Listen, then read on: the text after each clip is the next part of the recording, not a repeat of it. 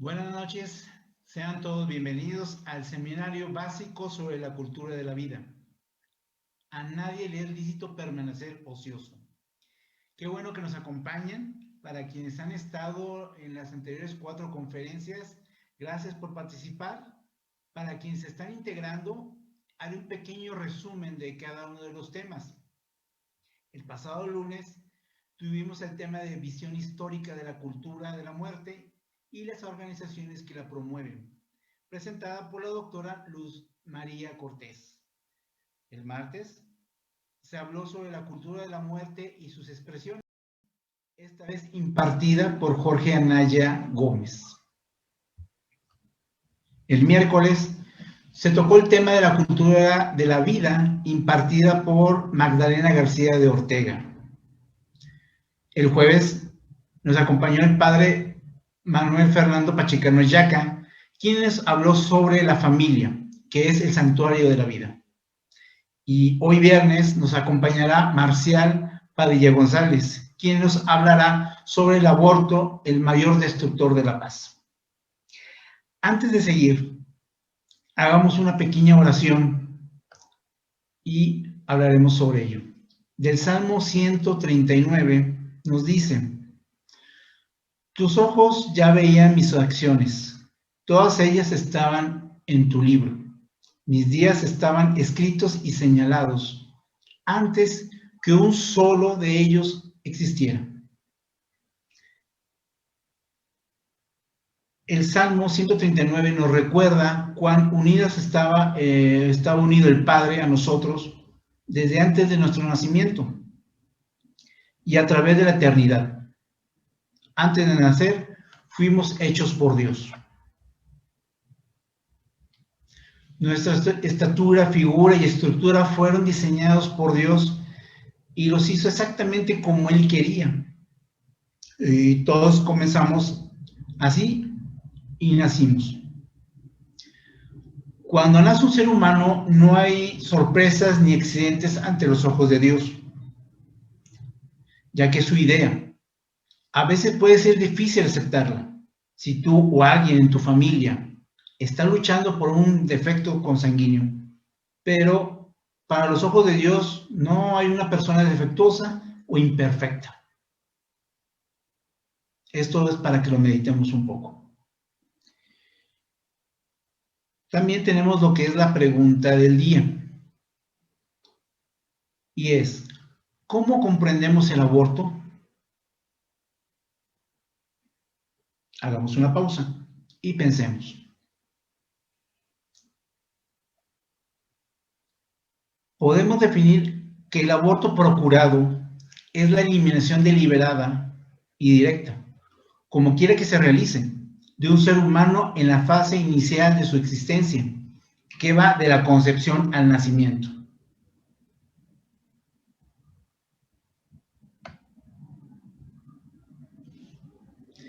Ahora bien, ya entrados en el tema, en este viernes 28 de mayo, vamos a presentar en este caso a nuestro expositor Marcial Padilla y hablaré un poco, antes de darle la palabra, sobre su trayectoria. Él tiene la maestría en bioética con especialidad en ética de las empresas de la salud. Estudia en el Colegio de Bioética de Nuevo León.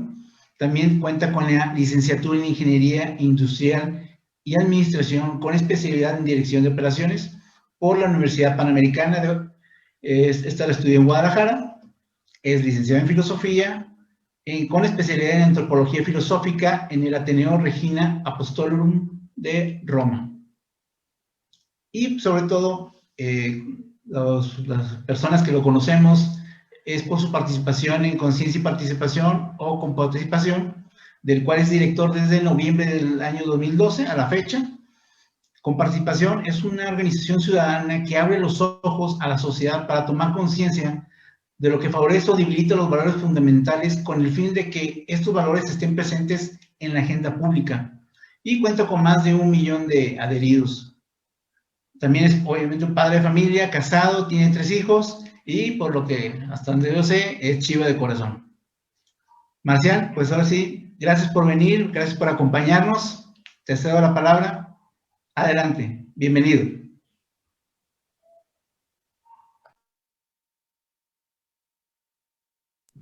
Muchísimas gracias. Les agradezco muchísimo, agradezco a Monseñor, agradezco a los organizadores del seminario por la invitación. Hoy es de los buenos días, esto es de los buenos momentos en este trabajo del activismo a favor de los valores humanos fundamentales, ¿verdad? Y me da muchísimo gusto acompañarlos en este momento. Voy a empezar a compartir pantalla, ¿me permiten? Sí.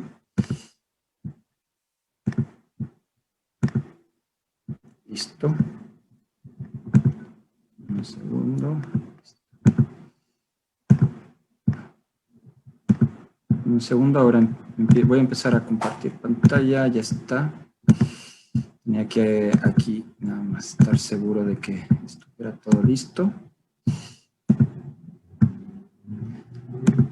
Listo. Deben de estar viendo ahora mi computadora, ¿verdad? Me confirman. Muy bien. Pues en efecto, vamos a hablar esta tarde, vamos a compartir algunas reflexiones en torno al aborto como el mayor destructor del amor y de la paz. Y me gustaría enmarcarlo en torno al concepto del aborto que cuáles son las verdades que se tienen que hacer saber sobre el aborto y cuáles son las mentiras que también se tienen que hacer saber sobre el aborto.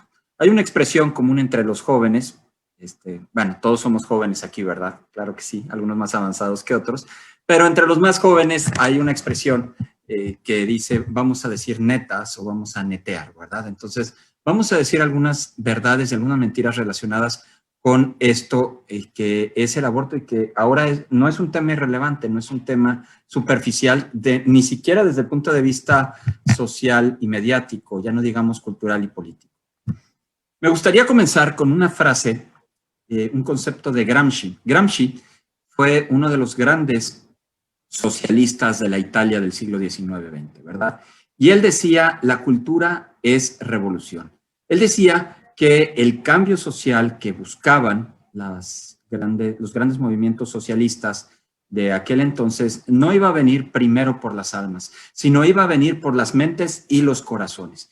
Y él específicamente lo enfocaba en tres elementos: las leyes, la educación y la comunicación. Y es lo que vemos en relación con todo este cambio o esta contracultura contrahumana, antihumana que estamos viviendo ahora. ¿Sí?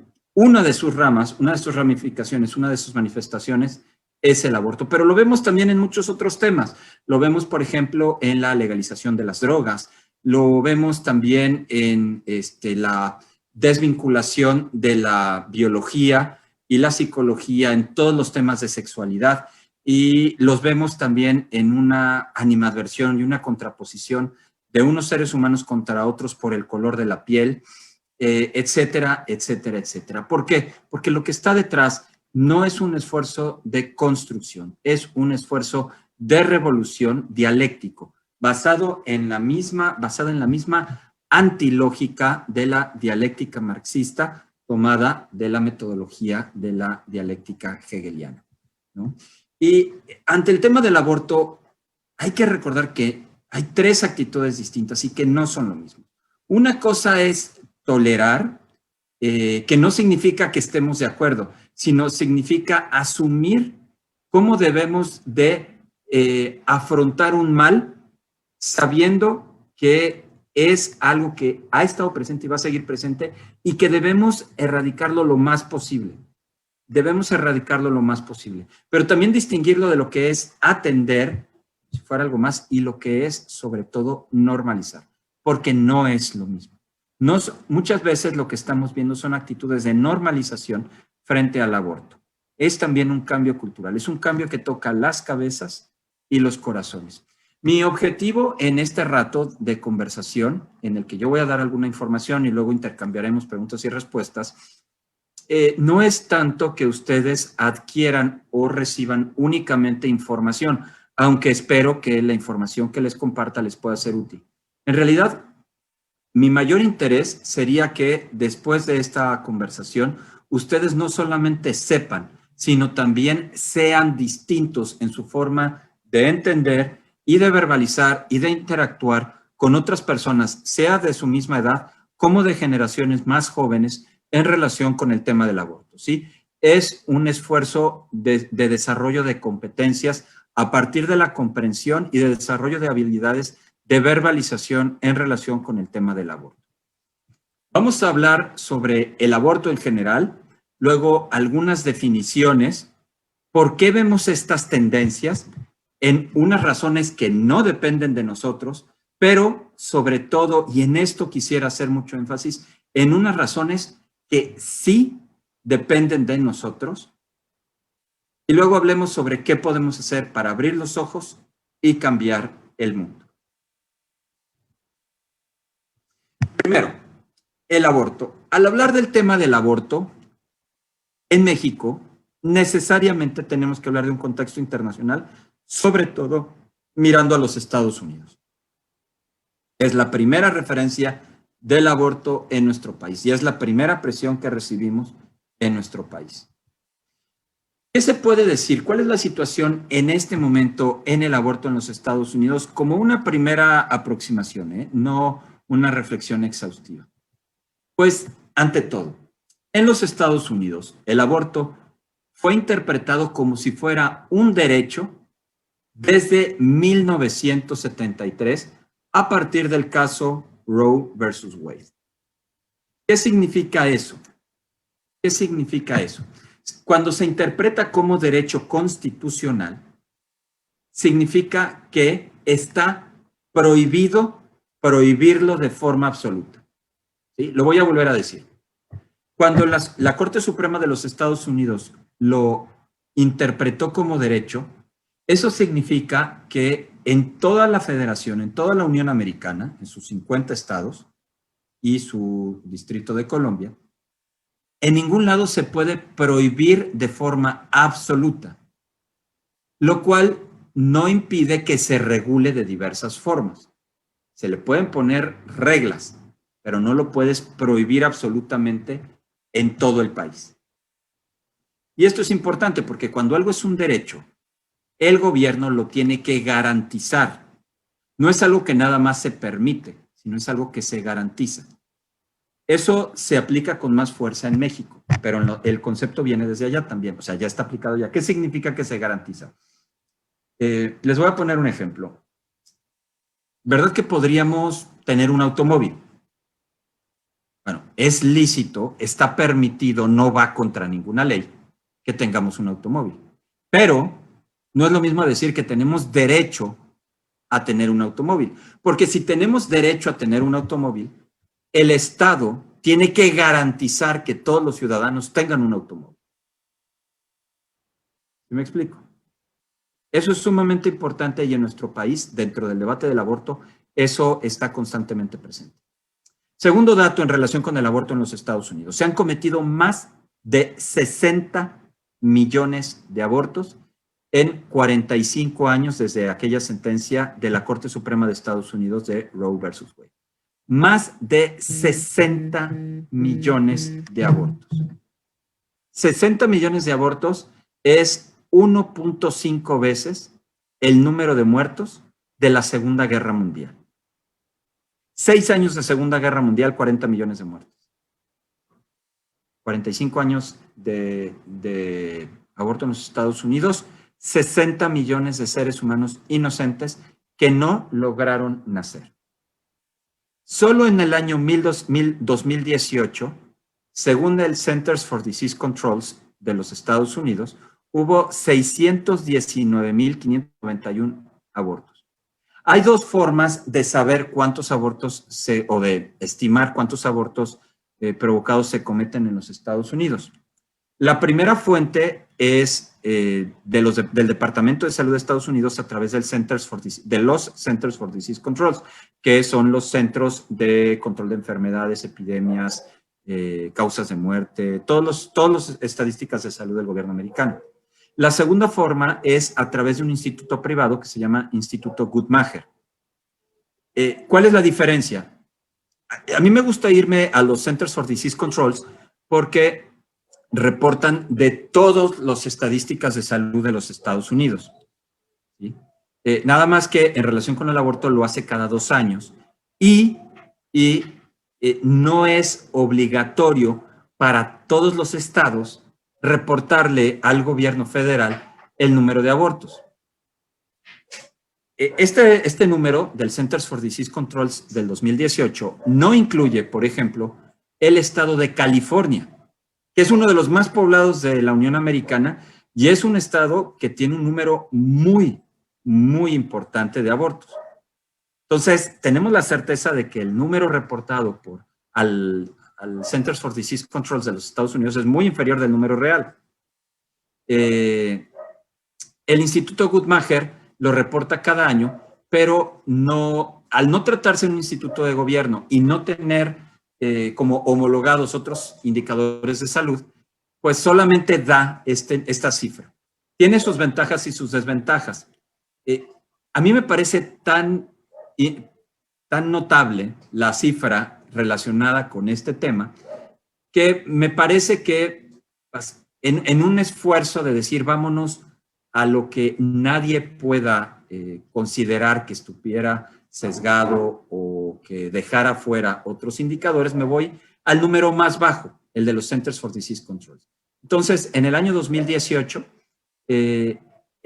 en 48 estados de los Estados Unidos, porque California no fue el único estado que no reportó, hubo otro, creo que fue Maryland, el que tampoco reportó, hubo 619.591 abortos reportados. ¿Es mucho? ¿Es poco? Déjenme darles algunas cifras que permitan como ponderar qué significa esta cifra. El aborto equivale a la segunda causa de muerte en los Estados Unidos, tomando las cifras del Centers for Disease Controls, no los del Instituto Guttmacher. Así es. Si dentro del Centers for Disease Controls buscamos las causas de muerte de los Estados Unidos, la principal causa de muerte en el último año reportado, que fue el 2017, fueron las enfermedades cardíacas y fueron 635.260 muertes. La siguiente causa de muerte de los Estados Unidos fue el cáncer. Fue de 530 y algo mil. O sea, en los primeros 9 meses de existencia de un ser humano, es la segunda causa de muerte comparada con todas las causas de muerte que afectan a un ciudadano de los Estados Unidos desde que ya logran nacer hasta, pues, ¿qué quieren? Un promedio de vida de 80, 85 años. 80, 85 años, no hay ninguna causa de muerte, solo hay una causa de muerte mayor que la del aborto. Los primeros 9 meses de vida equivale a la segunda causa de muerte según los datos de los Centers for Disease Controls de los Estados Unidos. Otra cifra que permite proporcionar de la magnitud de la Comisión del Aborto en los Estados Unidos. ¿Cuántos abortos hay respecto a cuántos nacen? Según los datos del Centers for Disease Controls, hay 189 abortos, que se sepa, por cada 1,000 nacidos vivos. Eso dejando fuera los abortos espontáneos, ¿eh? No se cuentan los abortos espontáneos. Son solo los abortos provocados o electivos. Eso equivale a un aborto cada 5.3 embarazos. Tienes 6.3 embarazos, uno de ellos va a ser aborto. ¿Han visto un revólver, no? Un revólver tiene 6 balas. Bueno, es como si para nacer en los Estados Unidos tuvieras que jugar a una ruleta rusa. Esa es la proporción que sabemos. Porque, insisto, no se sabe cuántos abortos hay en California. Es decir, hay un estimado del Guttmacher Institute. Con los números del Guttmacher Institute se va arriba de 800,000 abortos al año. Pero bueno, yéndonos al número bajo, hay un aborto en los Estados Unidos por cada 5.3 embarazos que llegan a nacer. Esto va creando una forma de pensar. De hecho, les voy a mostrar un caso muy extremo, donde ya incluso en algunas universidades, en este caso de Australia, hay unos bioeticistas que llegan a decir que debería de existir algo llamado aborto posparto. Dice, ¿cómo se puede llamar aborto posparto? Pues estos bioeticistas australianos dicen, claro, porque si existía una circunstancia que hiciera lícito el aborto 1 minuto antes de nacer, esa circunstancia existe 1 minuto después de nacer. ¿Nos parece inadmisible?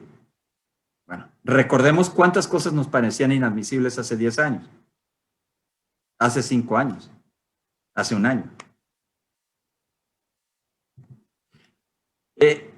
Para ver hasta qué grado el aborto, además, en los Estados Unidos y en la cultura sajona, no es solamente no es una excepción, sino que es una industria, una gran industria. Les voy a poner un fragmento, un segmento de los videos del Center for Medical Progress, donde habla sobre la venta de partes de bebés abortados en algunos de los centros de la proveedora de abortos más importante de los Estados Unidos, Planned Parenthood. Lo subtitulé y edité el video para que no se vean las partes sangrientas, ¿sí? Creo que de todas formas conserva su impacto.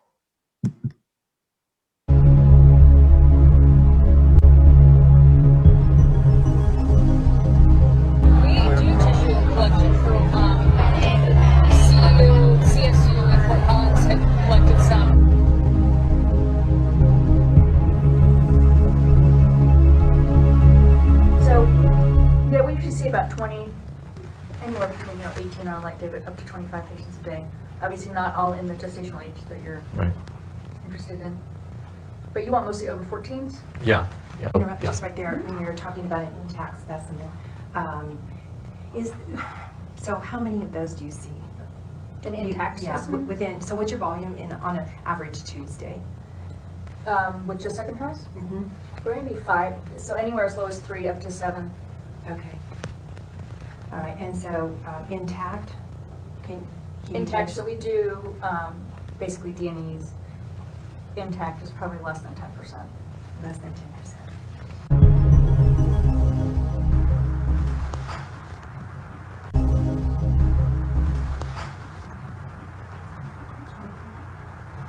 Was that crack? Was that just the little bits of the skull? Mm-hmm.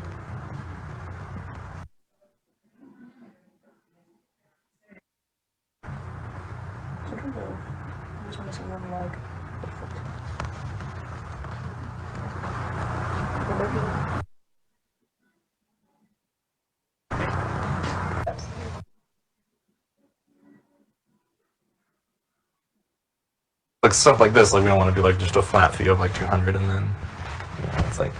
No, and I think the per item thing works a little better just because we can see how much we can get out of it. And the personal organs are not, they're all attached. There's the stomach. ¿Sí? Es un bebé, incluso llega a decir la doctora de Planned Parenthood, cuando está hablando con estos investigadores privados acerca de la venta de partes de bebés abortados. Ahora, hay algunas señales esperanzadoras en los Estados Unidos. ¿Cómo cuáles? Por ejemplo, hay legislaciones pro vida. Existen ciudades santuario. Una de las más recientes acaba de ser en el estado de Ohio, la ciudad de Lebanon, en Ohio, donde dentro de los límites de la ciudad está prohibido cometer abortos. Cada vez más estados prohíben el aborto, incluso desde que se detecta el latido cardíaco. O bien, además de eso, incluyen el que la madre tiene que escuchar un ultrasonido de su bebé en gestación. Alabama ya lo prohíbe, excepto cuando sea imposible salvar ambas vidas. Y apenas hace unos días, la Corte Suprema va a analizar un caso que podría revertir la resolución Roe versus Wade. Es un caso que va a atraer la atención de todo el mundo. Otros elementos positivos. Pensemos en la película Unplanned, Inesperado. Con tan solo un presupuesto de $6 millones, aproximadamente 120 millones de pesos, logró un gran éxito.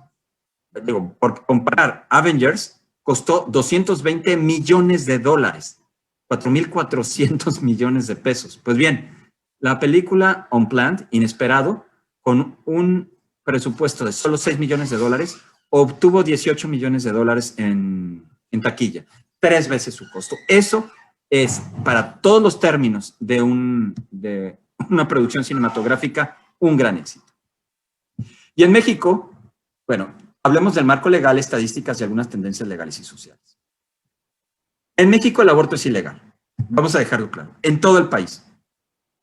Algunos grupos abortistas dicen que ya es legal en la Ciudad de México y en Oaxaca. No es preciso, no es exacto.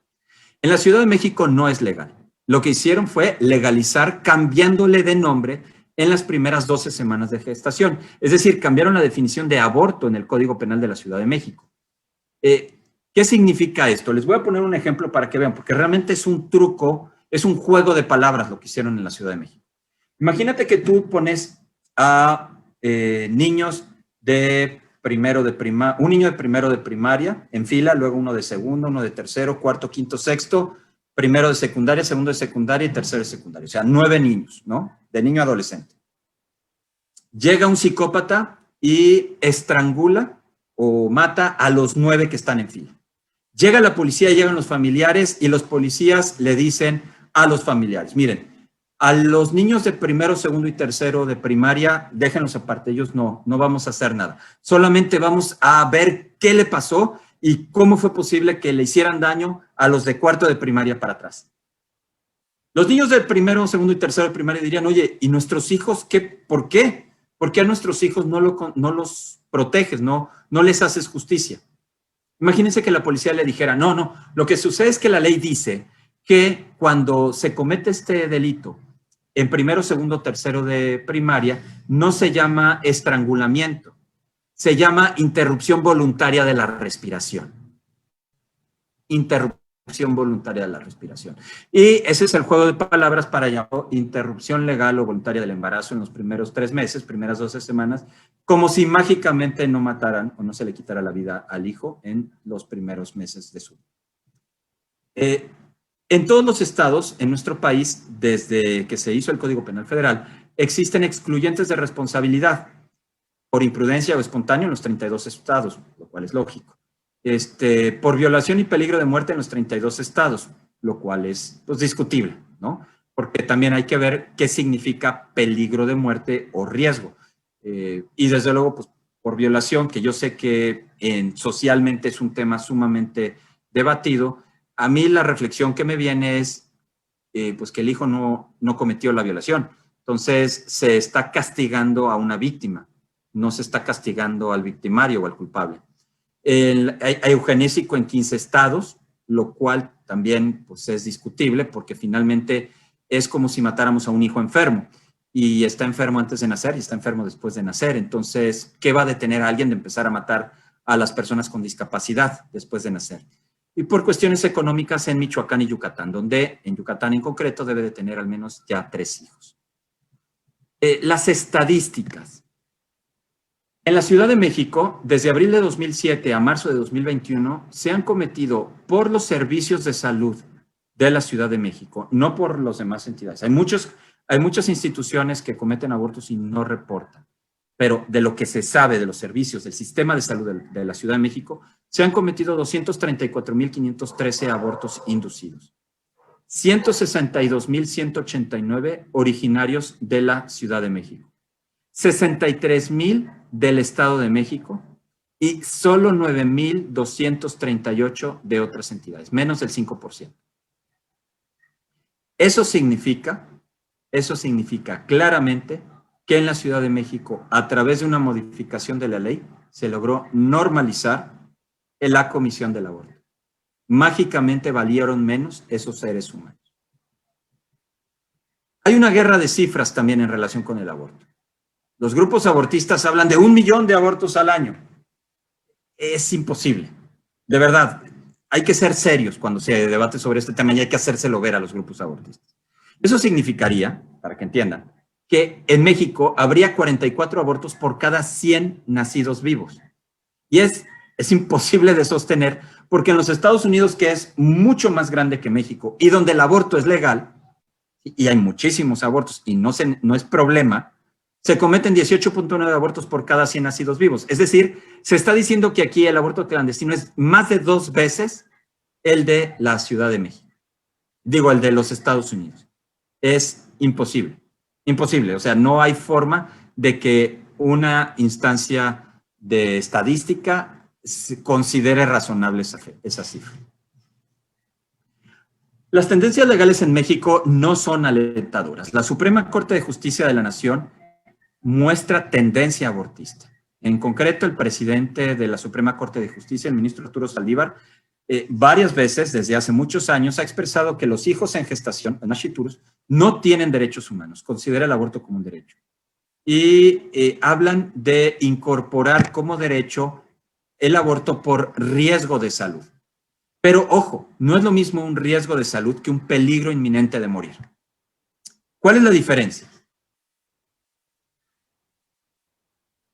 Cuando tú te subes a tu carro, a tu automóvil, estás en riesgo de morir. Porque existe una estadística de accidentes mortales en automóvil. Tú, por el mero hecho de encender tu automóvil, estás en riesgo de morir. Por el mero hecho de levantarte en la mañana, estás en riesgo de morir. Por comerte un caramelo, estás en riesgo de morir. Un embarazo, como cualquier otro proceso biológico, tiene un riesgo de morir. Tiene un riesgo de salud. La palabra riesgo es una estadística de todas las posibilidades que puede haber de que algo suceda mal. Pero si convierten el aborto por derecho, como derecho, por un riesgo de salud, es como si dijeran que tienen autorizado matarte si te subes a un automóvil, porque existiría de todas formas un riesgo de que te mueras. ¿Verdad que no tiene sentido?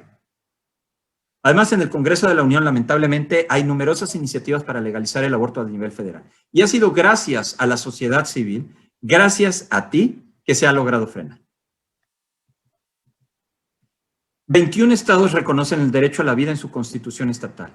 En concreto, en el Congreso de Nuevo León, donde vivo yo, tenemos 2 años en que esta iniciativa ya fue elevada a derecho constitucional en el estado de Nuevo León.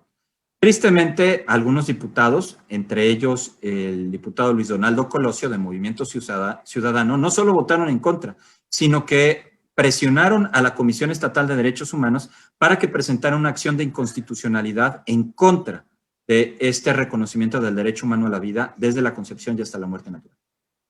Es una pena, pero en efecto, o sea, hay diputados que hacen eso. Y es falso que haya miles de mujeres en la cárcel. Solo hay 5 mujeres en cárcel por delito de aborto, y no por cometerlo, sino por promoverlo o por haber cometido infanticidio. La tendencia social es que los mexicanos no queremos el aborto. Hay una encuesta elaborada por Comparticipación directamente a la ciudadanía, a 1,500 personas en octubre de 2017. Una encuesta directa a la ciudadanía a 1,500 personas es un número elevado, ¿eh? Ya 300 personas ya son válidos. Estadísticamente, bueno, hicimos una encuesta a 5 veces más de lo que se necesitaría para tener solidez en nuestros resultados. Le preguntamos directamente a la gente, ¿cuál es su posición sobre el aborto? Sí, seco, sin limitaciones. 72% de los nuevoleoneses en contra del aborto, solo el 20% de acuerdo, 6% no responde y 2% no sabe. En México no queremos el aborto. Y las tendencias sociales, pues ha habido una marcha a favor de la vida cada año en la Ciudad de México. La marcha Ola Celeste en 76 ciudades el 20 de octubre de 2018. La marcha Pasos por la Vida, que en la última ocasión que se pudo hacer presencial, reunió 30,000 personas en 2019. Ese es el contexto. Estos son los números que rodean al aborto. Ahora hablemos de algunas definiciones. En el aborto se juega con las palabras. Se habla de interrupción del embarazo. Se habla de derecho a decidir. Se habla de libertad sobre el propio cuerpo. Se habla de derecho de la mujer. Pero todo eso son juegos de palabras. Juegos de palabras que en algunas ocasiones llevan a grandes injusticias, como es el caso del doctor Rodríguez Lastra en Argentina, al cual lo quisieron mandar a la cárcel por salvar a la madre y al hijo. Logró salvar en un embarazo muy complicado a la adolescente y a su bebé, y por no haber abortado al bebé, lo quisieron mandar a la cárcel. De veras, la diputada que hizo eso, porque fue una diputada de Argentina, quisiera preguntarle si va a ir con el bebé, que ahorita ya tiene más de 2 años, ahorita tiene 4 años de vida. ¿Va a ir con ese bebé de 4 años, con ese niño de 4 años a decirle, oye, tú deberías estar muerto? Yo quisiera que a ti te hubieran matado. Estos juegos de palabras son falsos. Desde la bioética, el aborto provocado es la acción por la que se le quita la vida a un hijo antes de que nazca. Es un esfuerzo deliberado de quitarle la vida a un ser humano, a un hijo, no a cualquier ser humano, a un hijo antes de que nazca. Por eso, todos esos juegos de palabras son definiciones falsas. Interrupción del embarazo, pues no, porque no se reanuda. Y bueno, si me apuras mucho, la interrupción del embarazo a lo mejor sería la cesárea, porque el embarazo iba a continuar, tú lo interrumpes para extraer al bebé, pero vivo, no para matarlo. Derecho a decidir, pues el hijo no le están preguntando. Libertad sobre el propio cuerpo, pero si no es su cuerpo, es el cuerpo de su hijo. Si fuera su cuerpo, moriría ella y se llamaría suicidio, no aborto. ¿Derecho de la mujer? Claro que no. El derecho es del hijo a que no lo mate. ¿Por qué? Porque siendo precisos, el derecho a la vida es un derecho a que no te quiten la vida. Porque todos, en efecto, todos vamos a morir. Muchísimos mueren antes de nacer, muchísimos. Pero lo que no es justo, ningún hijo tiene menos derecho de que no le quiten la vida. No es justo que a alguien deliberadamente le quiten la vida. El hijo no tiene que demostrar que merece vivir. En el debate sobre el aborto, te aturden, te confunden o te amenazan como si el hijo tuviera que demostrar que merece vivir. No caigan en eso. Es falso. El hijo no tiene que demostrar nada. Un ser humano no tiene que demostrar nada para merecer vivir.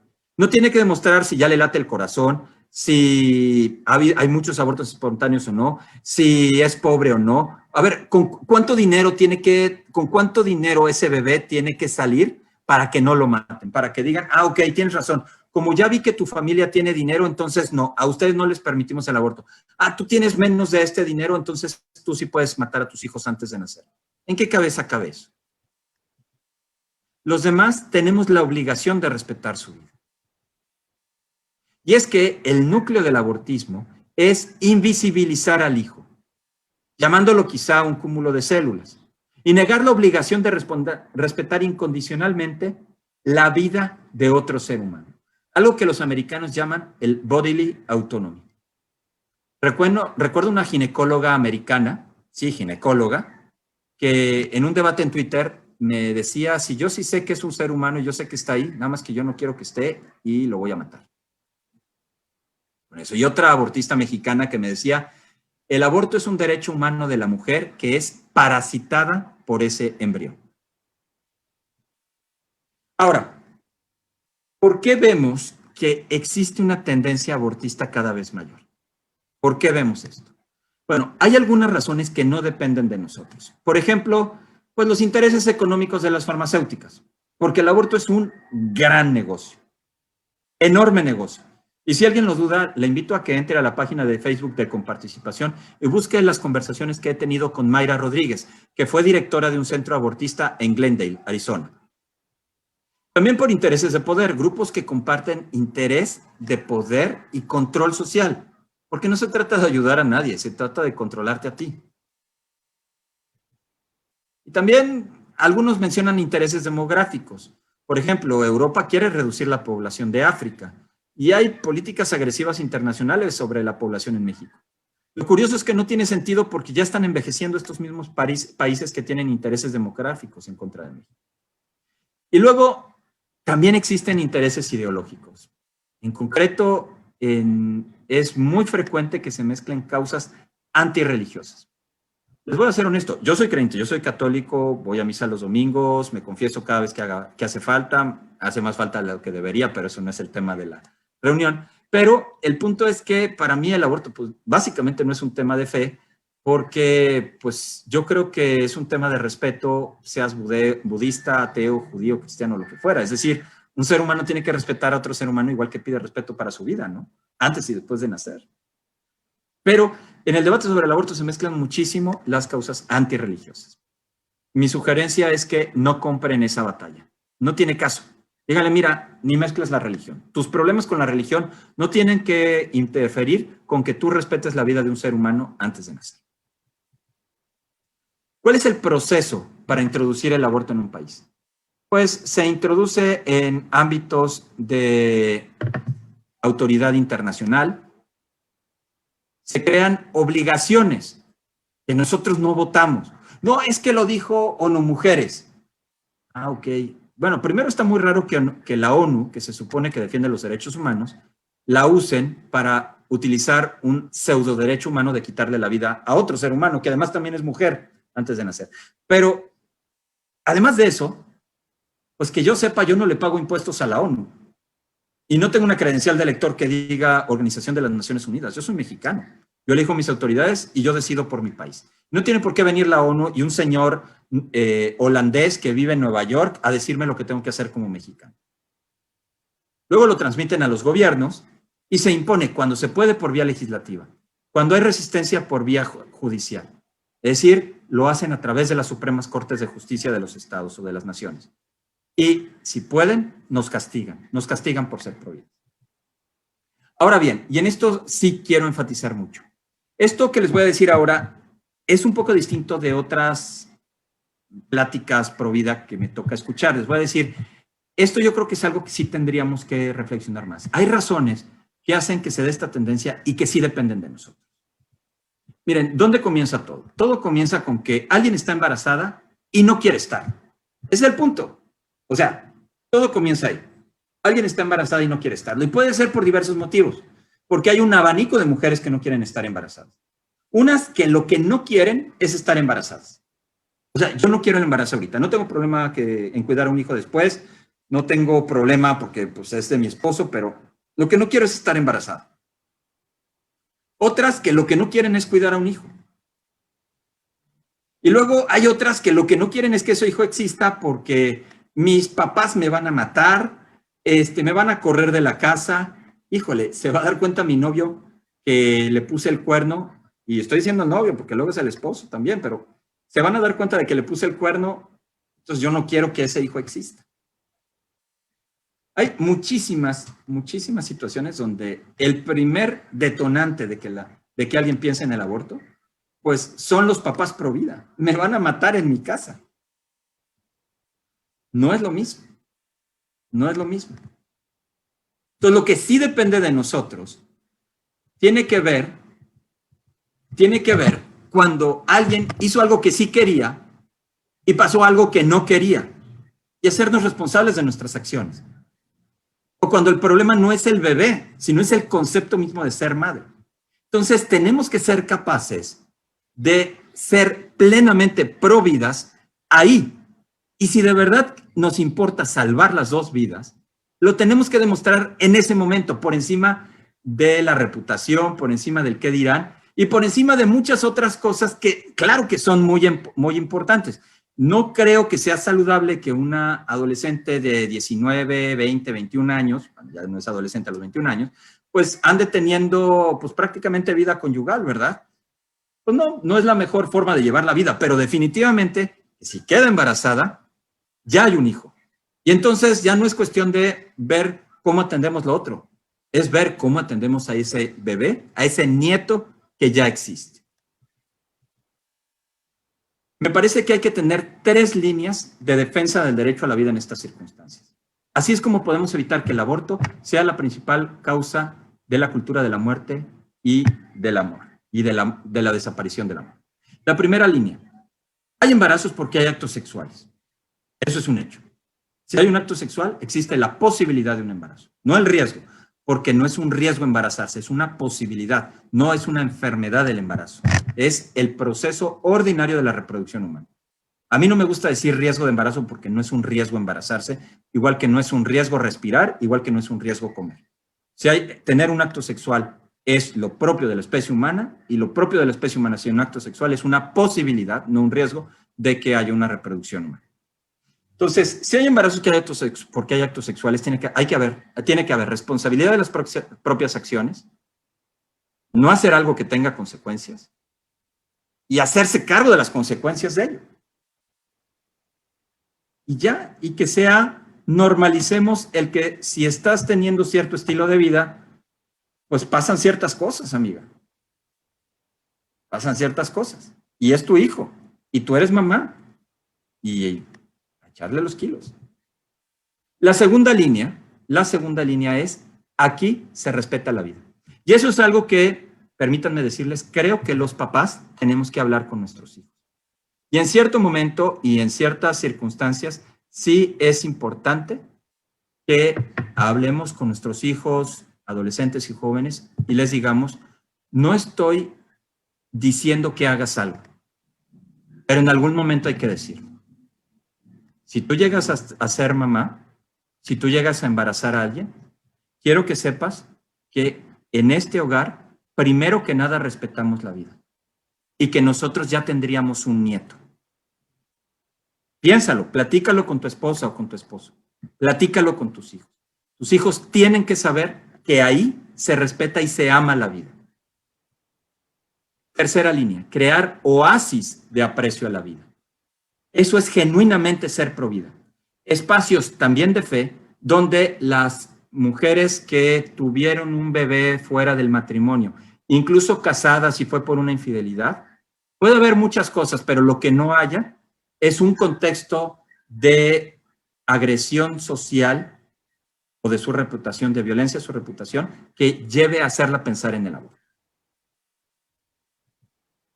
¿Qué es lo que puedo hacer? Pues no es lo mismo atender que tolerar que normalizar. Primero que nada, tienes que abrir los ojos, tienes que saber esta información, tienes que saber debatir, tienes que saber hablar, tienes que hablar de frente con las personas que están involucradas en esto. Y tienes que cambiar el mundo, hablar y actuar. Vienen las elecciones en 10 días. ¿Qué vas a hacer al respecto? Yo no te voy a decir por quién sí votar o por quién no votar, pero lo que sí te puedo decir es que el aborto no es un tema secundario. No puede ser un tema secundario porque si un gobernante no es capaz de proteger a un ser humano antes de nacer, ¿qué te hace pensar que te va a proteger a ti y va a proteger tus derechos de ti que ya naciste? Es cuestión de tiempo de que tú tampoco importes, que tú seas el más débil, que a ti ya te puedan discriminar. Hay muchas instituciones a favor de la mujer embarazada, como BIFAC, Materfilius, los CAMS, muchos otros. Pero como les mencionaba hace un momento, creo que en el esfuerzo de la defensa del derecho a la vida, las 3 primeras líneas están en la casa. Que los chicos se hagan responsables de un estilo de vida y de sus acciones. Que los padres hablen con sus hijos y les digan claramente, cuando estés embarazada o si embarazas a alguien, ya somos abuelos y amamos a nuestro nieto y lo vamos a amar de todo corazón y acoger. Y tercero, que existan oasis a favor de las mujeres embarazadas sin importar las circunstancias. Quisiera terminar con este video, un video que hicimos en comparticipación, que quizás también les pueda ayudar en sus esfuerzos a favor de la vida. 4 hechos que probablemente no sabías de ti. Según la ciencia, desde la fecundación estabas vivo. Desde que eras un cigoto, realizabas procesos químicos propios de un ser vivo para sustentarte, desarrollarte y preservarte. El cigoto no es un ser inerte. Según la ciencia,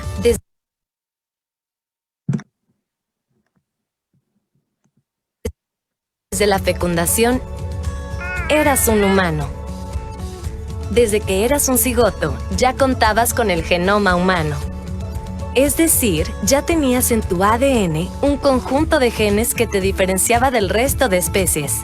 Para ser exactos, 46 cromosomas correspondientes a la especie humana. Los gatos tienen 38 cromosomas, los perros 78. Según la ciencia, desde la fecundación eras un individuo distinto de tu padre y de tu madre. El espermatozoide de tu padre contenía 23 cromosomas y el óvulo de tu madre los otros 23. Al unirse las 2 células, los cromosomas se entrecruzan, haciendo tu ADN único e irrepetible. Según la ciencia, desde la fecundación atravesarás por todas las etapas de desarrollo del ser humano en un proceso continuo, a menos de que mueras o te maten. Toda vida humana debe ser respetada y protegida incondicionalmente. Con participación. Abre tus ojos, cambia tu mundo. Si ese video les gusta, lo pueden encontrar en la página de Facebook, en el YouTube o en el Twitter de Comparticipación, o me lo pueden pedir a mí, con mucho gusto. Como les digo, soy el director de Comparticipación. Somos una red de ciudadanos que unimos nuestras inquietudes como agenda social y la presentamos como agenda pública. Ahí encuentran nuestros datos de contacto. Los invito a visitar nuestras redes y, bueno, pues a participar. Mientras más seamos, más lograremos dar peso al derecho a la vida en la agenda pública. Y quedo ahora sí a disposición. Si tienen preguntas, pues con muchísimo gusto. Bueno, pues muchísimas gracias, Marcial Padilla, por por este primer contacto maravilloso que hemos tenido con usted esta noche.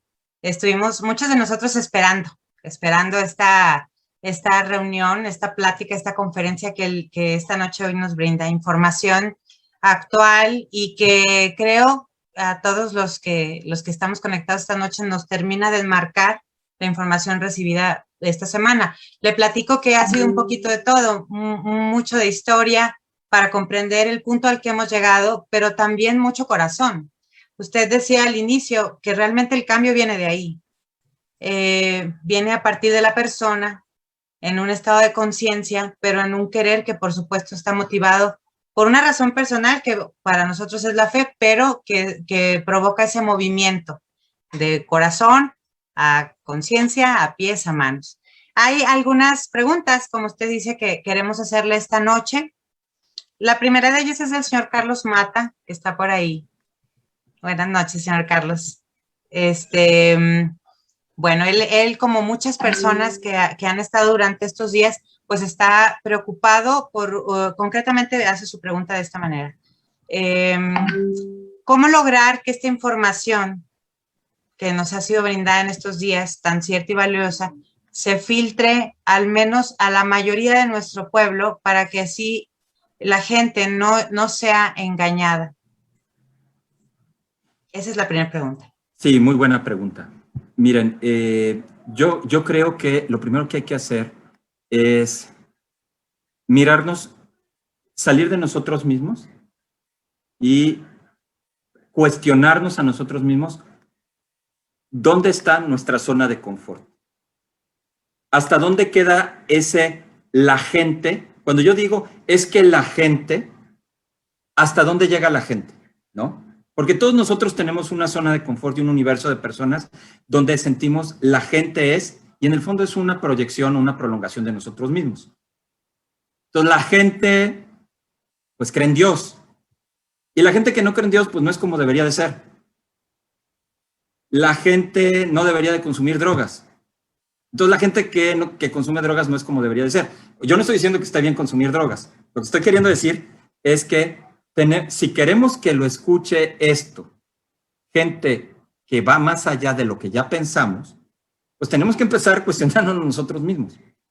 Vi algunos comentarios ahí sobre la castidad. Obviamente yo también creo en la virtud de la castidad, pero a ver, si se cometen más de 600,000 abortos en los Estados Unidos al año, estamos hablando de más de 600,000 situaciones donde creo que ese tema, híjole, quedó muy atrás. O sea, lo primero que tenemos que hablar es, oye, mira, independientemente de cómo esté el asunto, partamos de que no le quitemos la vida a un ser humano antes de nacer. No sé si me explico.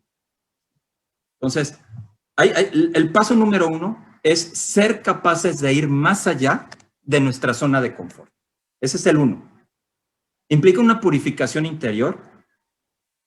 Estoy hablando en un entorno católico, entiendo, porque digo, insisto, yo soy católico, creyente, practicante y les digo de los que se confiesan mucho y todo. Pero, o sea, lo que quiero decir es que voy a hacer normalmente no hablo de estos temas confesionalmente, o sea, la verdad por eso les digo, es un espacio amigable, ¿no? Entonces voy a hacer una referencia católica aquí. A ver, el Espíritu Santo en Pentecostés, que estamos en su octava, no le enseñó a todo el mundo a hablar arameo, sino que hizo que cuando hablaran los apóstoles, cada uno lo escuchara en su idioma, ¿o no? Entonces, no se trata de que los otros hablen como yo. Se trata de que yo sea capaz de hablar como me entienden ellos. Ese es el 1. Salir de mi zona de confort. Número 2. Hay que encontrar núcleos de personas, estanques. ¿Qué son estanques, por ejemplo? Pues seguramente para los que están aquí, sus estanques son algún grupo parroquial o algún grupo eclesial. Movimiento Familiar Cristiano, la Renovación Carismática, comunidad, bueno, no, están en GCDs de Monterrey, alguna comunidad, Regnum Christi, Opus Dei o lo que sea. Pero luego hay otras comunidades, hay otros núcleos de personas, entre los adolescentes, por ejemplo, los gamers. Hay gamers. Luego están los TikTokers, en los que usan Instagram. No, pero pues es que, ¿qué tiene que ver el gamer con esto? Pues allá hay gente y a lo mejor necesitan oír esto. Pues necesitas a alguien que esté en ese estanque y que tú sepas hablar en su idioma, con que tengas a alguien.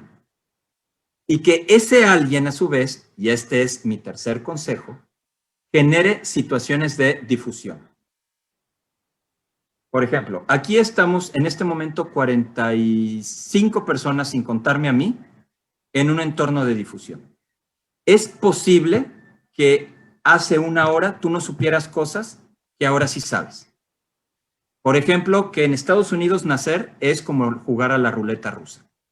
Eso es real. O sea, la verdad es que es una estadística muy impactante. En Estados Unidos es más difícil nacer que morirte de cualquier cosa. O sea, el gran milagro en Estados Unidos es llegar a nacer. Lo más difícil en Estados Unidos es llegar a nacer, ¿no? Entonces, hace una hora tú sabías algo y antes no lo sabías. ¿Por qué lo llegaste a saber? Porque a alguien que podría estar ahorita jugando blackjack, se podría haber puesto a ver la telenovela o meterse a Netflix, se le ocurrió organizar el seminario por la vida. Y ahorita alguien dijo, ¿saben qué? ¿Por qué no nos juntamos? Y resulta que no te conocía a ti, pero de pronto te conoce porque te inscribiste a este curso. Entonces, repitiendo, lo primero, cuestiónate y sal de tu zona de confort. Segundo, ve a estanques que nunca hubieras imaginado y contacta a alguien ahí que te escuche. Tercero, en ese estanque, crea situaciones de difusión. Voy a poner un ejemplo. ¿Qué pasaría si yo les dijera, hoy es 28 de mayo? Nos vemos el 28, yo el 28 de junio voy a anotar en mi agenda, de 8 a 9 de la noche, una conferencia para el que se apunte. ¿Quién de ustedes va a traer a 5 personas más? Si quieren lo hacemos, ¿eh? O sea, yo lo estoy diciendo, pero de 45 por 5, 250. ¿Así lo apunto? Organizado por el seminario. Pero tiene que ser fuera de su estanque, ¿ok? Chavos, pueden ser, o sea, chavas que digan, oye, te van a hablar y que escuchen, mira, yo sé que muchos de tus amigos se acuestan con el novio y con la novia. Y a lo mejor tú a veces lo has pensado. Es más, a lo mejor tú eres un muchacho, una muchacha con una vida pues bastante en orden y tuviste alguna debilidad. A lo mejor, la verdad es que aquí no vengo a hablar de eso. Lo que vengo a hablar es de que hace falta que en cualquier situación de vida sí tengamos la capacidad de decir, aquí amamos y protegemos la vida. Pueden pasar muchas cosas, pero sí hay personas que vamos a estar bien porque va a haber alguien que nos va a apoyar si sabemos que estás embarazada o que embaracé a mi novio. ¿Sí me explico? O sea, entonces sí lo anoto, digo, ahí sí, no sé. Sí, anótelo. Okay. Bueno, es que nos reíamos, el señor Carlos, compañeros todos, amigos, Marcial, nos reíamos porque justo era lo que mencionaba, ¿no? Yo creo que nos falta a cada uno, a Jesús Mora, a Amanda Dan, a mí, Michelle Cortés, a Magda González, a Martita, que la estoy viendo aquí, creo que por primera vez. Mucha gente que, como usted decía, no nos conocíamos antes y hoy nos conocemos. Nos falta salir. En ese primer momento de esta zona de confort de la que habla el ingeniero Marcial, pues es muy sencillo, agarrar el WhatsApp y mandar el link. Pero curiosamente no lo hacemos. Entonces, yo creo que este punto es muy importante para todos los 47, bueno, que estamos hoy aquí para todos, a empezar a ver cómo sí son las cosas, cómo sí las vamos a hacer. Tenemos otra pregunta. Bueno, el segundo punto que me parece muy relevante, y lo voy a, comentar otra vez, compañeros, amigos, es verdad lo que dice el ingeniero, no vamos nada más a los católicos. que esa es otra zona de confort. Este primer seminario, que es un gran logro de esta diócesis, primero de los grupos pro vida de la región, de Piedras Negras, de Torreón, aquí de Saltillo, y tener la presencia de la diócesis de Saltillo después de muchos años, que sí hay que decirlo y reconocerlo, de estar juntos trabajando, es un logro impresionante.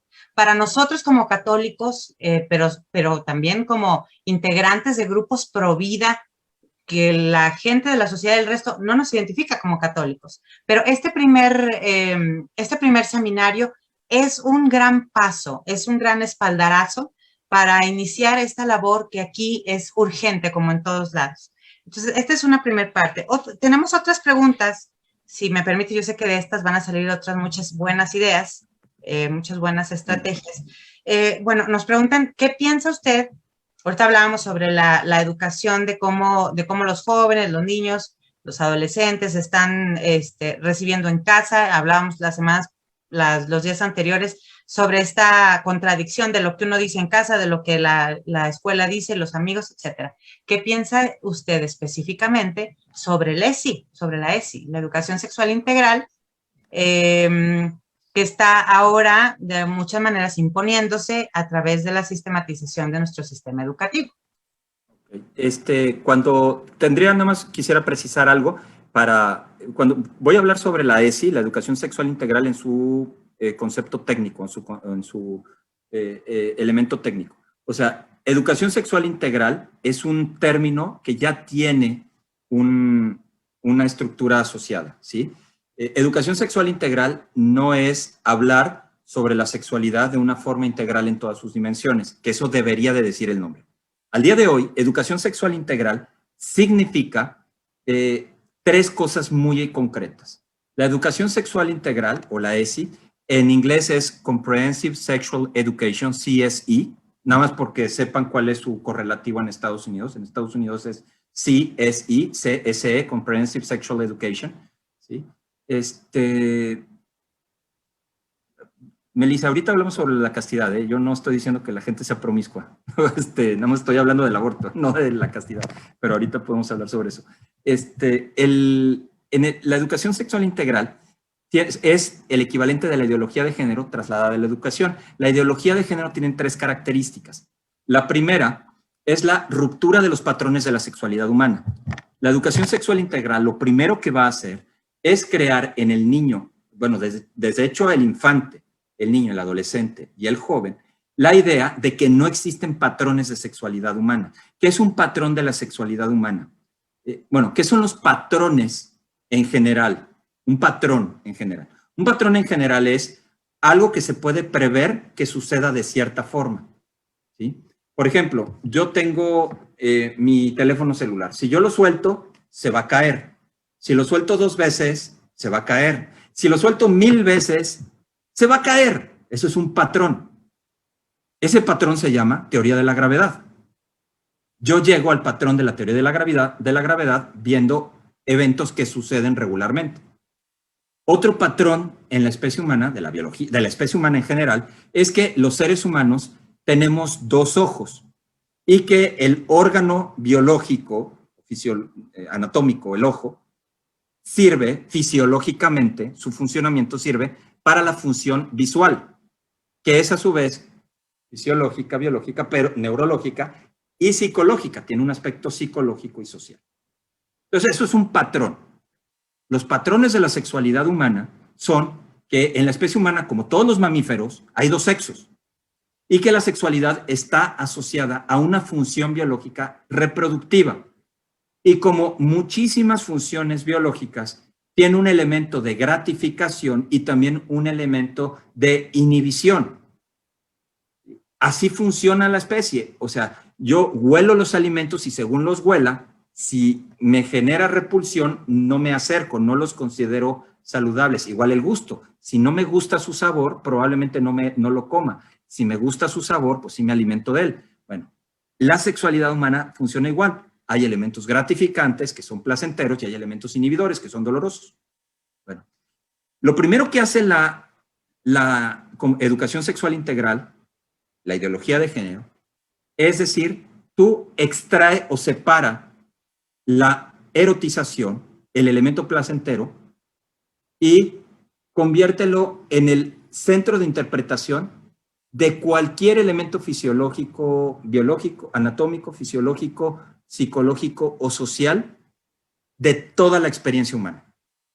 O sea, hazte erocéntrico. Hazte erocéntrico. Entonces, a partir del erocentrismo, se rompen todos los patrones de la sexualidad humana. Que haya dos sexos, que los sexos sean complementarios, anatómica, fisiológicamente, que estén naturalmente unidos la dimensión placentera y la dimensión complementaria reproductiva de la sexualidad humana. Todo lo rompe. ¿Por qué? Porque lo único que es gravitacional ahí es la obtención de un placer erótico. La segunda característica de la educación sexual integral es que desconecta y hace caóticas las dimensiones de la sexualidad humana, sea en lo biológico, que lo psicológico, que lo social, a partir de este erocentrismo. Entonces desconecta que si tú tienes cuerpo de hombre, el cuerpo del hombre esté preparado para unirse a la mujer. Lo desconecta.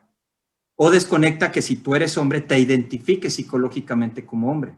También lo desconecta y lo hace caótico. Entonces no hay ninguna relación, no hay ningún orden entre tu cuerpo, tu psicología y tus relaciones sociales. La tercera característica de la educación sexual integral es que no se propone, sino se impone. Te tratan como esclavo, nunca como un ser humano inteligente. Fíjense cómo la educación sexual integral nunca demuestra nada. Nunca. Ni una sola vez demuestra nada. ¿Y saben por qué no lo demuestra? Porque no puede. Porque es totalmente antitético con los patrones propios de la especie humana. Se impone o por aturdimiento, o por confusión, o por chantaje, o por amenaza. Sobre todo esto pueden ver una conferencia que le di a adolescentes y a jóvenes universitarios en el sitio http comparticipación.mx/kit de género. Lo voy a poner en el chat de Zoom.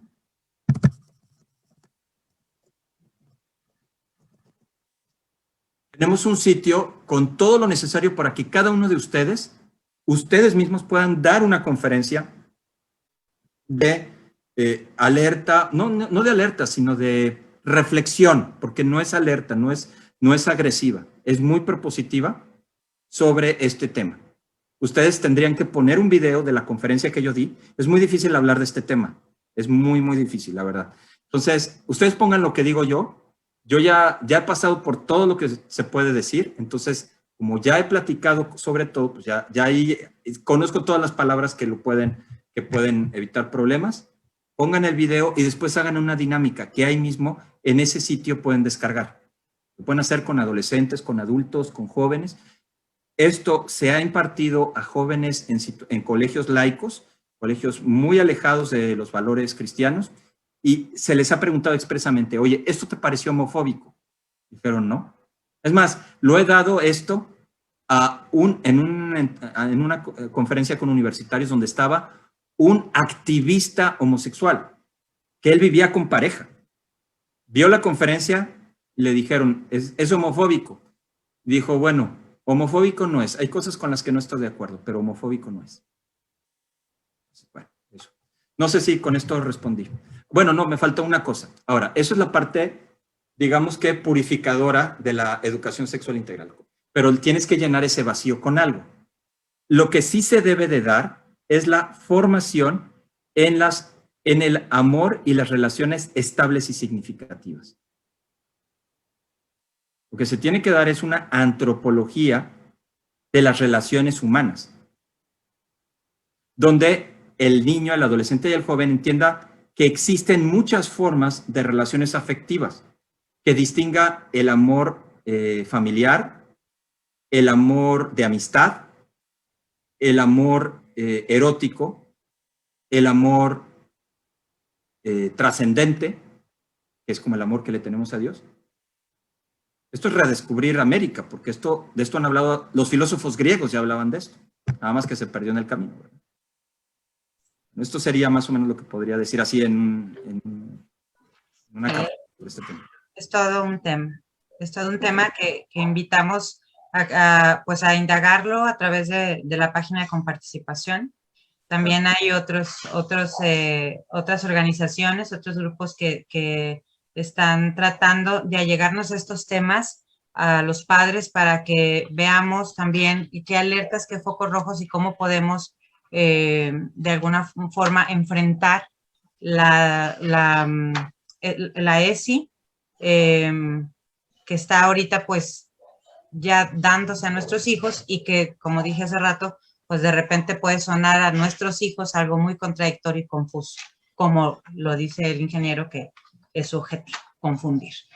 Cuando confundes a un hijo, lo que mencionaba ahorita Melissa tiene toda la razón. Yo en casa puedo hablar de castidad, puedo hablar de virtudes, de valores, puedo hablar de conciencia, puedo hablar de antropología de una forma más sencilla con mis hijos, de sus razones, de sus 3 dimensiones, pero si afuera encuentra esa contradicción, siempre le va a generar confusión. Y para eso también tenemos que estar preparados. Sí, quisiera, si es posible, hablar sobre esto, que es muy oportuno, esto de por qué tener miedo a hablarles de los hijos de la virtud de la castidad. Bueno, es que hay pánico de hablar de la sexualidad en general y del amor en general y de la emotividad en general, no es nada más de la castidad. Si nuestro único discurso va a ser el de la castidad, entonces les estamos hablando sobre, voy a poner una comparación, les estamos hablando sobre el ala derecha del avión, sin que sepan que también existe el ala izquierda y que existen los timones y el motor y todo. O sea, no se vuela con un ala, se necesita el avión en completo, ¿verdad? La castidad tiene que ser parte de un todo. Tiene que ser parte de un todo. Tiene que ser parte de un todo donde, como he comentado, tiene que ser parte también de un contexto donde existe la debilidad. No significa que estemos condonando la debilidad.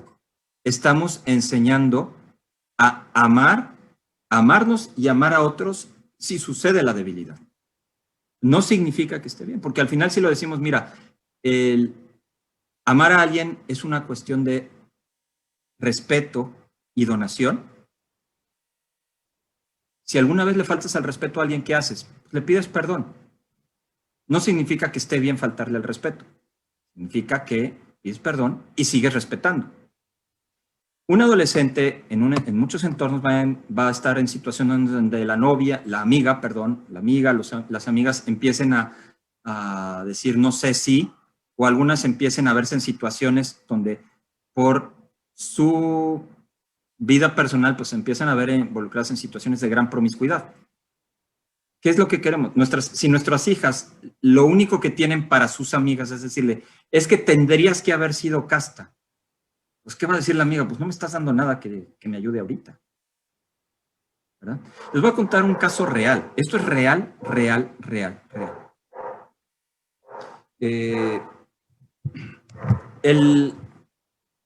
Hace, pues ya casi un año, no casi un año, hace como 9 meses, de la nada, empecé a recibir unos audios en Instagram de un perfil anónimo con una chica que casi llorando me pedía perdón por todo el hate, como dicen ellas, todo el odio, todos los insultos que me había dirigido.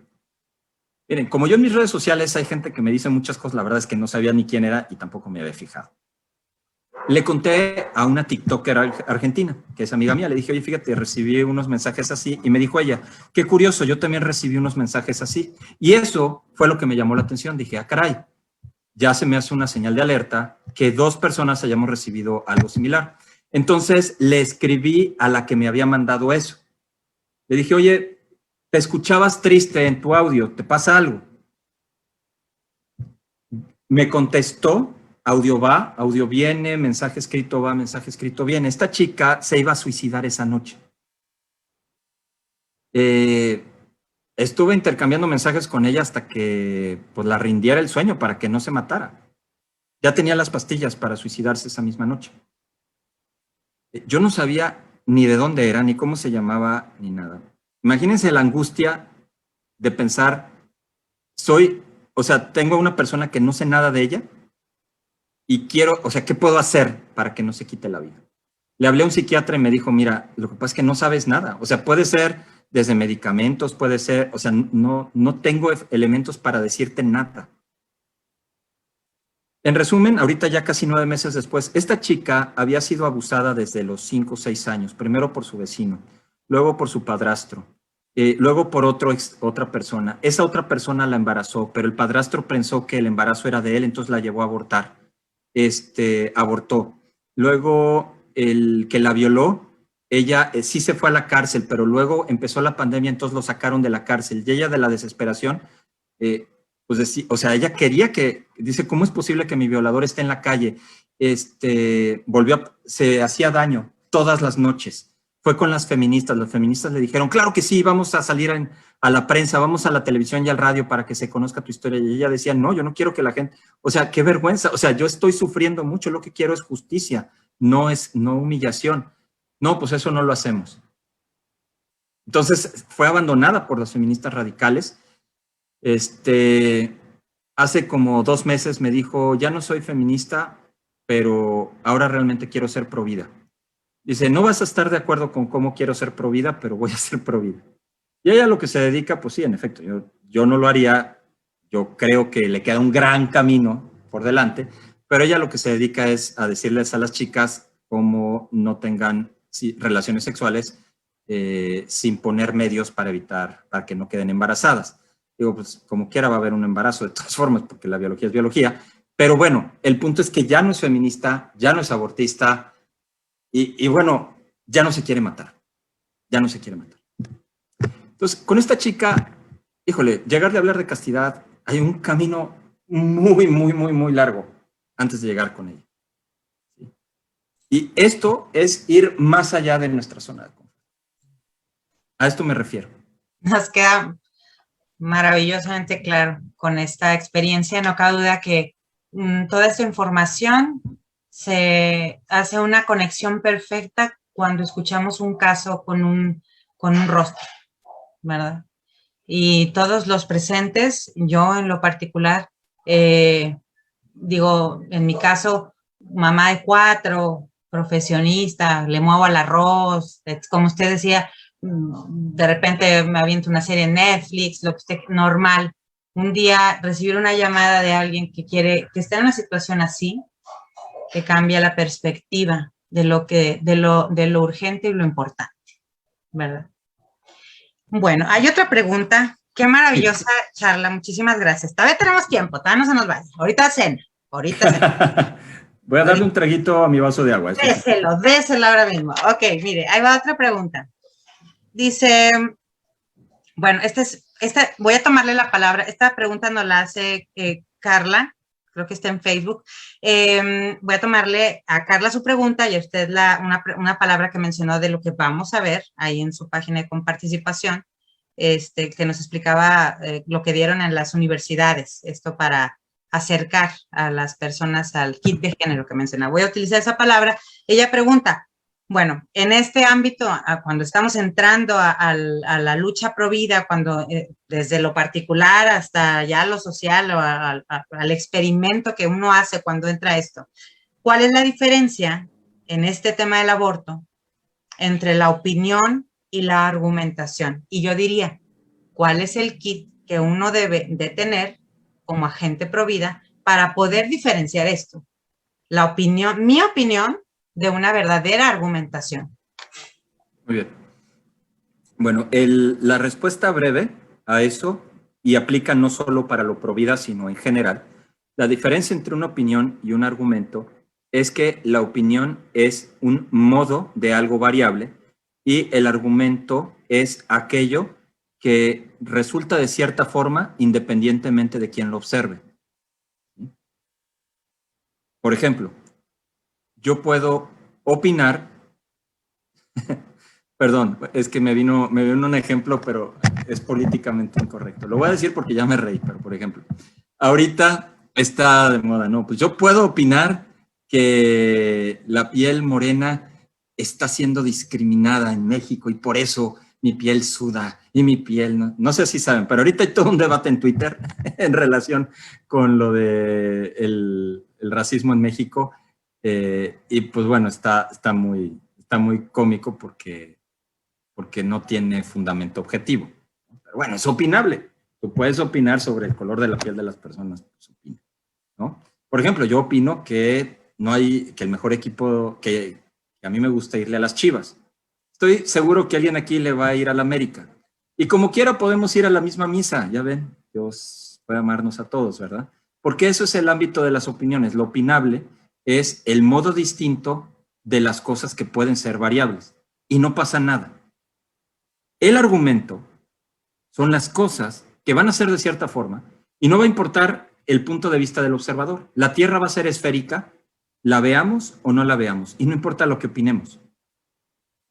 En la lucha pro vida, la opinión es aquello donde, en efecto, puede haber algo variable. Puede ser variable en la lucha pro vida el decir, yo creo que hay que ser más asertivo, por ejemplo, en relación con los hechos científicos. Y hay otros que dicen, yo creo que lo más importante es hablar sobre las circunstancias que rodean el aborto, ¿no? Tengo una amiga, activista pro vida, por ejemplo, que a ella no le gusta hablar del aborto, pero es activista pro vida, a ella le gusta hablar de, pues, de las mejores condiciones de vida para la mujer, educación, estabilidad matrimonial, etcétera. Y está bien, digo, pues son opinables, o sea, tira para la misma portería que yo. A mí, Marcial Padilla, pues me parece, o sea, o lo que me toca a mí, es más bien enfatizar los hechos asociados al núcleo de lo que estamos hablando. El problema del aborto no es si la mujer es pobre o es rica. El problema del aborto es que estás matando a un hijo antes de nacer. Eso es lo que hace que un aborto sea malo. Eso es lo que hace que sea injusto. Entonces, en toda la lucha por vida, cuando te quieren callar diciendo que, bueno, es que esa es tu opinión, pero respeta la mía, recuerda decirle, oye, pues yo no sé si es opinable quitarle la vida a un ser humano antes de nacer. ¿Tú considerarías opinable la esclavitud? ¿Tú considerarías opinable el feminicidio? ¿Tú considerarías opinable el secuestro? ¿Verdad que no? Pues es que hay cosas que tendríamos que llegar a afrontarlas en su realidad. No son opiniones, son realidades independientemente de lo que tú o yo opinemos. No sé si con esto respondo. Así es, sí. Sí, bueno, de ahí entonces nos surge la necesidad a todos de crear no nada más una opinión, sino una verdadera argumentación, si queremos, y eso implica, por supuesto, educación, formación, invertirle, ¿verdad? A lo mejor dejar de ver tanto las redes, dejar de hacer esto o aquello y hacer de esto una chamba, ¿verdad? Que vale la pena porque vale vidas. Hay una última pregunta que quisiera hacerle en relación a la cuestión legislativa. Muy bien. Me voy a ir a lo que tiene que ver a este caso que usted mencionó de hace más de 30 y tantos años, no sé ahorita bien, del Roe versus Wade. Usted mencionaba... Perdí por un segundo el audio. Nuevamente podría... Sí.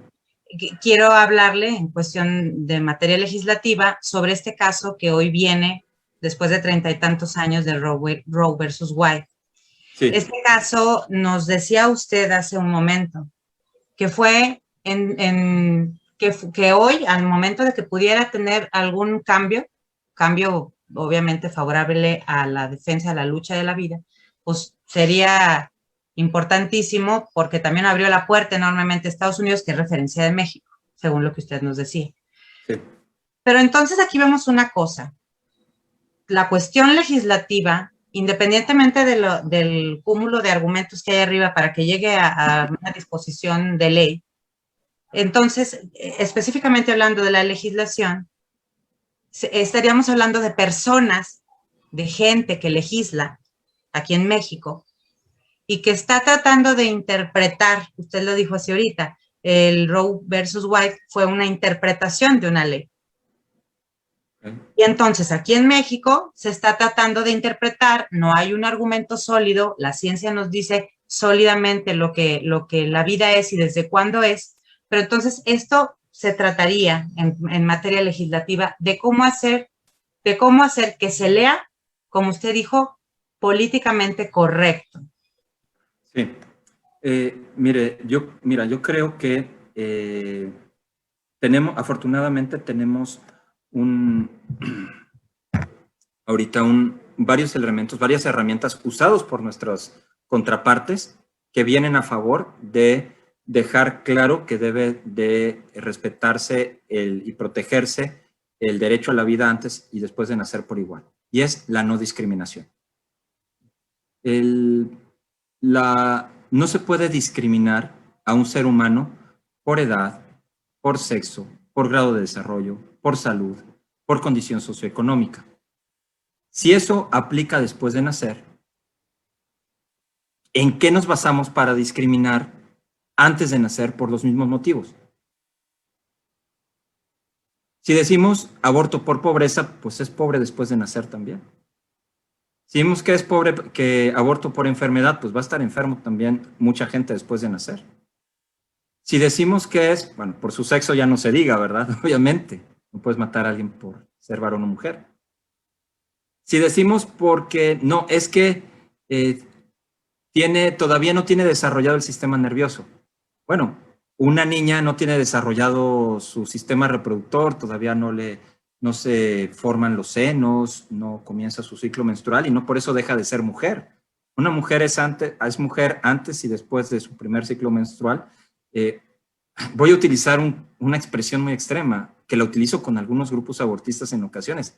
Les digo, a ver, amigo, el gato es gato antes de que pueda maullar y el perro es perro antes de que pueda ladrar. El ser humano es ser humano antes de que te pueda platicar algo. El sistema nervioso es un grado de desarrollo. No, lo único que tenemos que fijarnos es cuándo es el momento cero de un ser humano. El momento cero de un ser humano es la fecundación. No la concepción, sino la fecundación, porque ya también hay una distinción técnica entre concepción y fecundación. Yo no estoy de acuerdo con ella, pero pues, existe esta distinción, ¿verdad?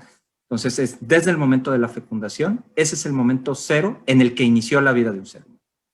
Si hay un ser humano, entonces se puede utilizar este silogismo, este argumento.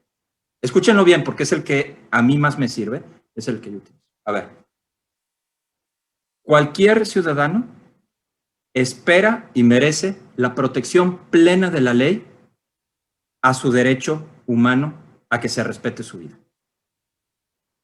Por reciprocidad, cualquier ciudadano debe de ofrecerle a los demás ciudadanos el respeto de la protección de la ley a su derecho humano a la vida. Entonces, la única pregunta es ¿cuándo comienza un ser humano? Si tú quieres que la ley proteja tu vida, tienes que aceptar que la ley proteja la vida de otro ser humano sin discriminación. Si yo quiero, lo repito más breve. Sí. Espero que la ley proteja mi vida. Recíprocamente yo debo de aceptar que la ley proteja la vida de los demás seres humanos sin discriminación. Por tanto, la única pregunta es ¿cuándo comienza a existir un ser humano? Y comenzó a existir un ser humano en la fecundación. Por tanto, tiene el mismo derecho que yo a la plena protección de la ley desde la fecundación. Y si no, estamos discriminando. Claro. Son argumentos, incluso podríamos decir, lógicos, si los desmenuzamos un poquito nada más en cuanto a los principios de unidad y totalidad. Lo somos para atrás, todos, lo que somos por lo que fuimos. Entonces encontramos que aquí en México, amigos, como en Estados Unidos y como en todos los países en donde el aborto se ha hecho tan popular como una práctica, con todos los beneficios que trae para la industria del aborto y con toda la maldad que trae para la sociedad, o el perjuicio, podríamos decir, que trae para la sociedad, encontramos que los argumentos que nos presentan bajándolo ya, así después de todo esto, a la argumentación jurídica que nos expresan nuestros diputados, bueno, los candidatos, por ejemplo, ahorita a diputados que son pro aborto, son meras interpretaciones, son una forma de ver su óptica, su visión de vida que nos pretenden imponer a usted y a mí. Es una interpretación. Así es. Pero aquí, la argumentación, ¿qué será la argumentación más clara y más sólida? Pues será también la de la razón, la de la verdad y hasta la del sentido común. No necesitamos estudiar tanto para entender que, como dijo ahorita el ingeniero, fuimos lo que necesitamos ser antes para ser lo que somos el día de hoy, ¿verdad? Muy bien, pues queremos agradecerle muchísimo todos los presentes y a nombre de Seminarios por la Vida, de las agrupaciones que le integran, queremos agradecerle muchísimo su tiempo, que nos haya contestado a la primera, porque entonces eso le implica que está en la barca de esta defensa. Eso sí quiero compartirles a todos. A la primera nos contestó el ingeniero y dijo, oye, a ver si me contestó. Y sí me contestó. Entonces, agradecerle y decirle, así como dijo usted, en un ambiente de confianza, Dios y María Santísima, nuestro Señor Jesús, lo bendiga. A usted, a su esposa, a sus hijos y a su proyecto. Muchísimas gracias por estar esta noche con nosotros. Queremos entregarle un reconocimiento que le haremos llegar despuesito y le pediría por ahí a Eucaristream que nos ayude a ponerlo por ahí.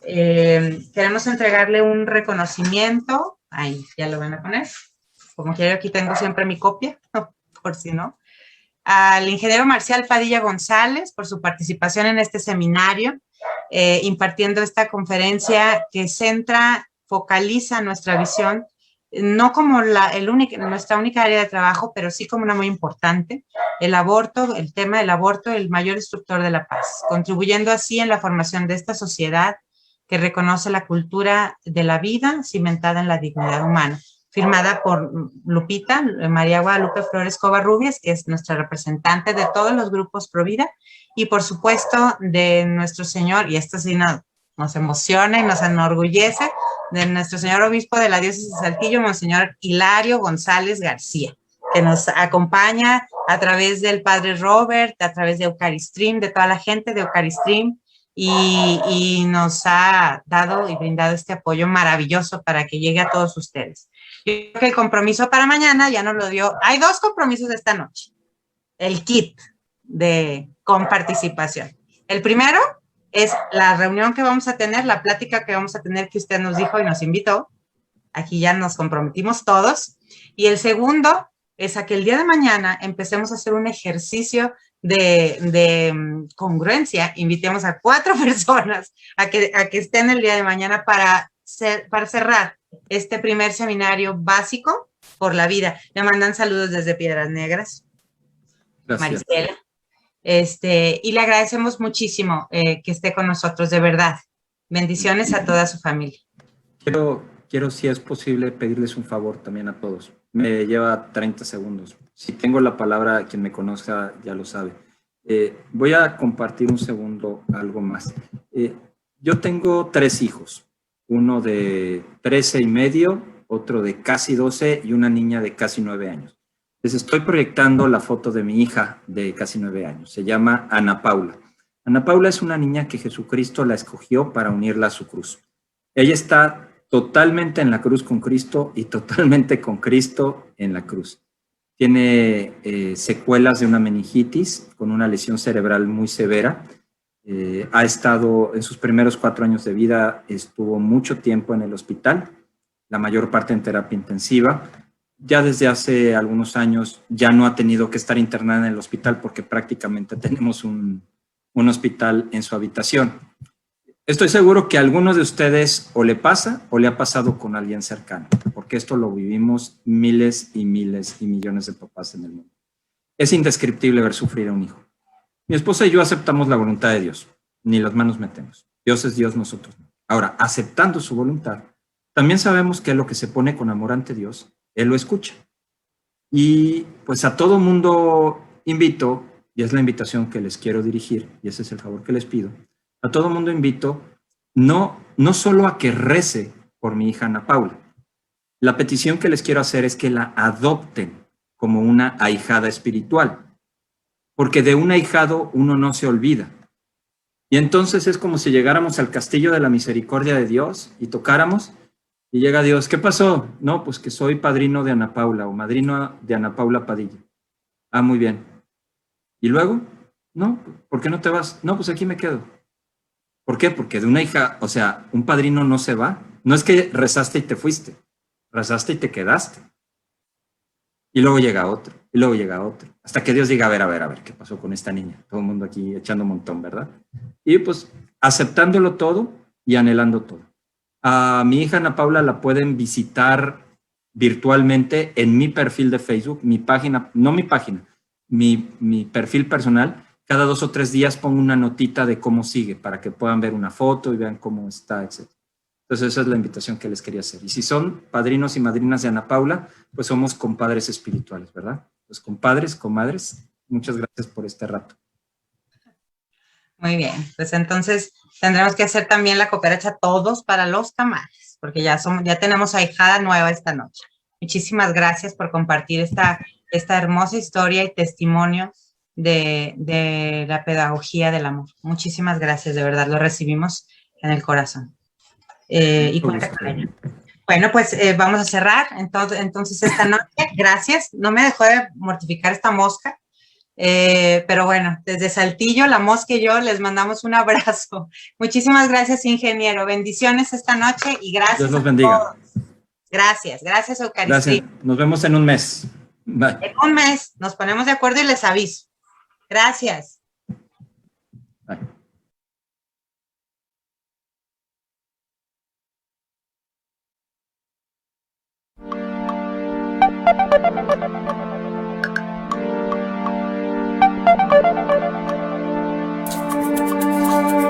Thank you.